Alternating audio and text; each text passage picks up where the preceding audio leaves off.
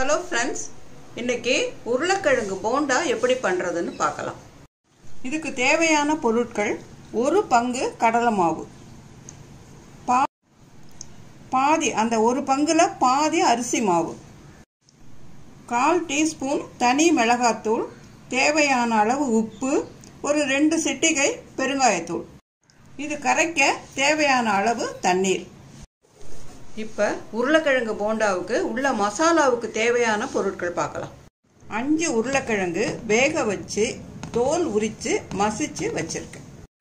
இந்த மசிச்ச உருளைக்கிழங்கு எவ்வளவு இருக்கோ அதில் பாதி அளவு வெங்காயத்தை பொடியாக நறுக்கி வச்சுக்கோங்க. நான் இன்னைக்கு 3 பெரிய வெங்காயம் பொடியாக நறுக்கி வச்சுருக்கேன். உங்கள் கார அளவுக்கு தேவையான அளவு இந்த பச்சை மிளகாயும் பொடி பொடியாக நறுக்கி எடுத்துக்கோங்க.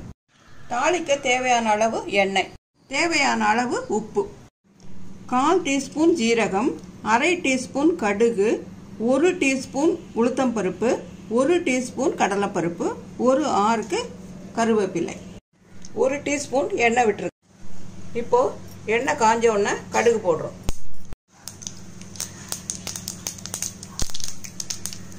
இப்போது ஜீரகம், உளுத்தம்பருப்பு இதெல்லாம் பொன்னிறம் ஆகிற வரைக்கும் வறுக்கணும். இப்போ நறுக்கி வச்ச வெங்காயமும் பச்சை மிளகாயும் சேர்க்குறோம். கருவேப்பிள்ளையை கிள்ளி போட்டிருக்கேன், அப்போ தான் வாசனையாக இருக்கும்.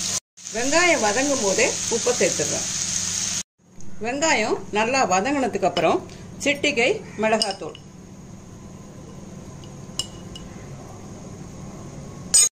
மஞ்சத்தூள்,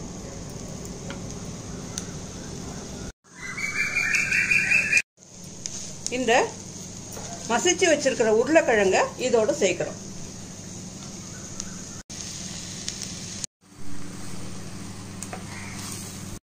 நல்லா மிக்ஸ் பண்ணிட்டு அடுப்பை ஆஃப் பண்ணிடுங்க. இந்த கலவை ஆறுறதுக்குள்ள மாவை நம்ம கரைச்சிப்போம்.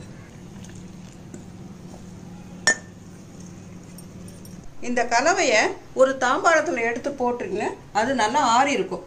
நம்ம மாவு கரைக்கிறதுக்குள்ள இது ஆறுனாதான் சின்ன சின்ன உருண்டைகளாக உருட்டி நினச்சி போடுறதுக்கு நமக்கு வசதியாக இருக்கும்.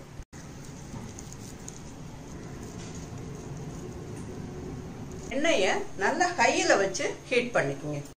மாவு இந்த பதத்தில் கலந்துக்குங்க. ரொம்ப திக்காகவும் வேணாம், ரொம்ப தண்ணியாகவும் வேணாம், மீடியமாக. இப்போ இந்த உருண்டையை இந்த மாவில் போட்டு நல்லா தோய்ச்சி எடுத்து எல்லா பக்கமும் படுற மாதிரி அதை இது பண்ணி எண்ணெயில் கவனமாக போடுங்க.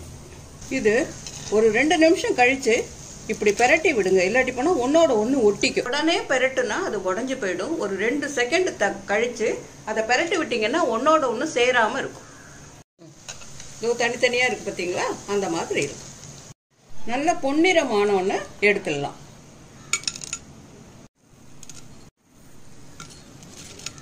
நீங்கள் இந்த மாதிரி உருளைக்கிழங்கு மசாலா தனியாக பண்ணணுங்கிற அவசியம் கூட இல்லை.